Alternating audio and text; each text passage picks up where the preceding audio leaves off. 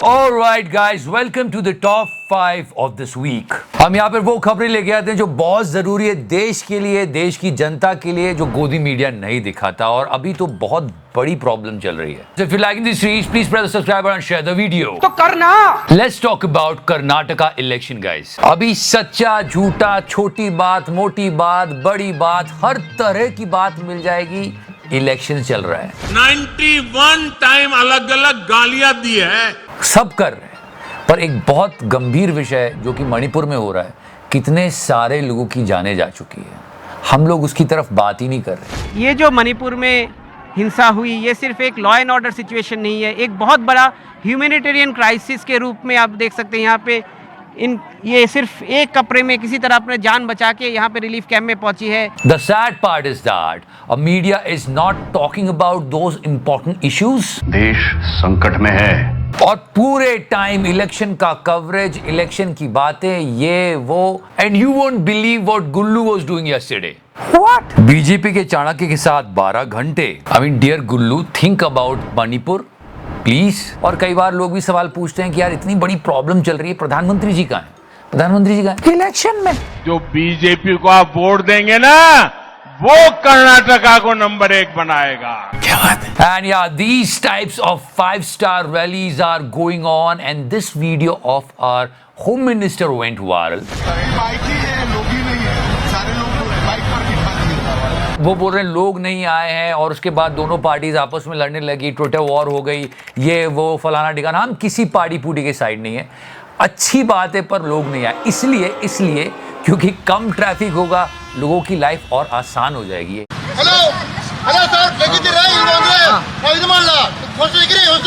Those people who are living nearby, they are actually facing massive problems. एक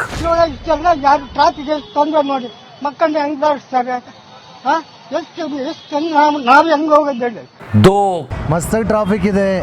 I'm stuck, मुझे उधर जाना था, मैं नहीं जा पा रहा हूँ, बहुत देर से चल रहा है.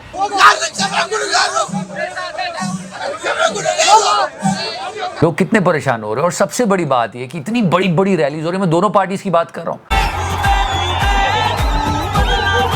कितना पैसा, ये पैसा जनता की भलाई में लगाया जाए तो कितना अच्छा हो. बिल्कुल आपने मेरे दिल की बात बता दी. सच्ची, हर पॉलिटिशियन को ये सोचना चाहिए, हर पार्टी के पॉलिटिशियन को ये सोचना चाहिए. सुनते हैं आप. And if you see idly देखा जाए तो 5 साल जम के काम किया जाए और फिर जनता पे छोड़ दिया जाए कि जो उनको ठीक होगा वो करा जाएगा.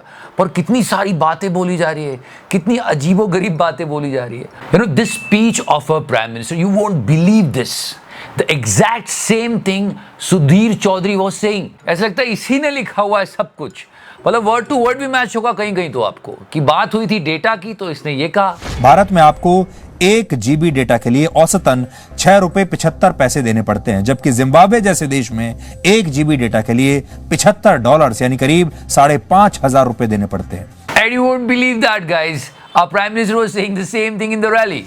आज बीजेपी सरकार में 1 GB डेटा का खर्च केवल 10 रुपए तक आ गया है.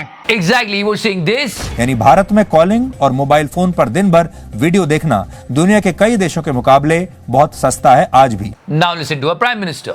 आज जितना डेटा आप लोग एक महीने में इस्तेमाल करते हैं, अगर पहले वाले ही रेट होता, कांग्रेस वाला रेट होता, तो आपका बिल कितना आता आपने कभी सोचा है? मैं क्या करूं, फिर जॉब छोड़ दूं? Do you know guys, whether it's GDP or economy, stock market or cryptocurrency, IT sector or government sector, this entire world has become data driven. That's why data scientist is one of the most high paying profession, and any person from non-IT background can learn and become a successful data scientist. Most of the working professional and students are thinking they need to learn coding for a high paying job. That's wrong, because here you just need a graduation and you can also be from non-tech background. And how is it possible? Through Coding Invaders, because they are providing IT professionals from scratch to employment course. They are saying they will provide 9 months of course and it will come with 100% employment guarantee. The current placement stat is 93%, and project case studies and modules are designed by industry professionals. And the best part is, before enrollment, you will have money back guarantee. Means if you won't get the job, they will return 100%. Also, in just 6.5 months, they helped their more than 20,000 students to get the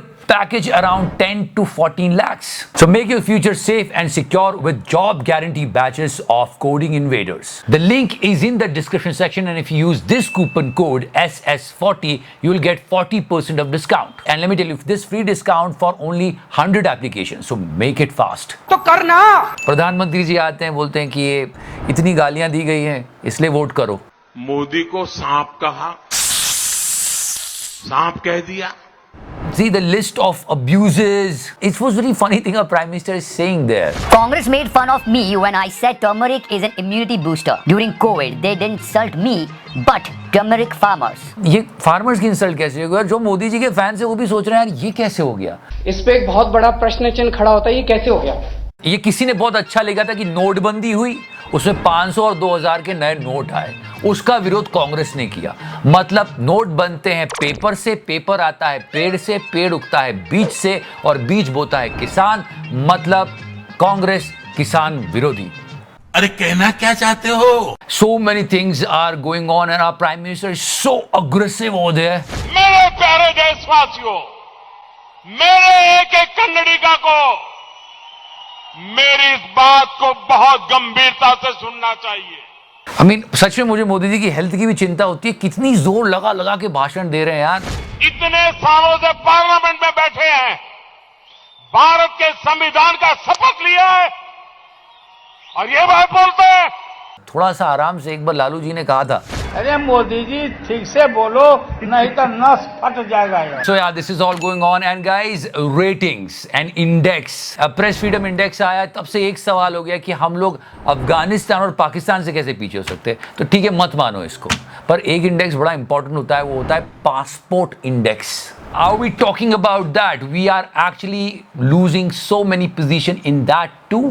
2022 में जहां 73 mobility score के साथ भारत की ranking 138 पर थी, तो वहीं इस साल 70 मोबिलिटी स्कोर के साथ भारत 6 पायदान फिसलकर 144वें स्थान पर आ गया है। Hold on for a second. Let's remember those words of great Atal Bihari Vajpayee ji. हर जगह मैंने ये कहा कि मैं उन लोगों में से नहीं हूँ जो 50 वर्ष की उपलब्धियों पर पानी फेर दे।